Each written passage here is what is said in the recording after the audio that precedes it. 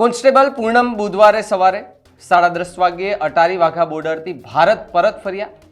ડીજીએમઓએ સ્તરે થયેલી વાતચીતના 20 દિવસ પછી તેમને મુક્ત કરવામાં આવ્યો હતો.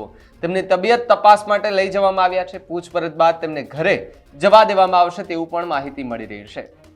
બીએસએફે એક પ્રેસ રિલીઝ દ્વારા કોન્સ્ટેબલ પૂનમના ભારત પરત આવવાની માહિતી આપી છે. તેમાં કહેવામાં આવ્યું છે કે પૂનમ શો 23 એપ્રિલના રોજ ફિરોઝપુર સેક્ટરમાં ઓપરેશનલ ડ્યુટી દરમિયાન આકસ્મિક રીતે પાકિસ્તાન ગયા હતા અને આ પછી તેમને પાકિસ્તાન રેન્જર્સે કસ્ટડીમાં લીધા હતા. 22 એપ્રિલે પહેલગામમાં થયેલા આતંકવાદી હુમલાના બીજા દિવસે પાકિસ્તાની રેન્જર્સે બીએસએફ જવાન પૂનમ કુમાર શોના 2 ફોટા જાહેર કર્યા. પહેલા ફોટામાં પૂનમ એક ઝાડ નીચે ઊભા હતા. તેમની રાઇફલ, પાણીની બોટલ અને એક બેગ જમીન પર પડેલા હતા. બીજા ફોટામાં સૈનિકની આંખો પર પટ્ટી બાંધેલી હતી. જવાન શો મૂળ પશ્ચિમ બંગાળના હુગલીના રેશડા ગામનો વતની છે. 23 એપ્રિલના રોજ તેઓ ફિરોઝપુરના ભારત પાકિસ્તાન સરહદ પર ખેડૂતો સાથે ફરજ બજાવી રહ્યા હતા. આ દરમિયાન તેઓ ભૂલથી પાકિસ્તાની સરહદમાં એક ઝાડ નીચે બેસી ગયા, જે પાકિસ્તાની રેન્જર્સ તેમને પકડીને પોતાની સાથે લઈ ગયા હતા. ઝીરો લાઇન પાર કરી પાકિસ્તાની રેન્જર્સ દ્વારા પકડાયો. શ્રીનગરથી બીએસએફની 24મી બટાલિયન ફિરોઝપુરના મમદોટ સેક્ટરમાં તૈનાત છે અને બુધવારે 23 એપ્રિલ સવારે ખેડૂતે ઘઉંનો પાક લણવા માટે પોતાના કમ્બાઇન મશીન સાથે ખેતરમાં ગયા. આ ખેતર વાઘ પર ગેટ નંબર 208 પાસે હતું. ખેડૂતો પર નજર રાખવા માટે 2 બીએસએફ જવાનો પણ તેમની સાથે હતા. આ સમયે જવાન પીકે સાહુની તબિયત બગડી અને તેઓ ઝાડ નીચે બેસી ગયા.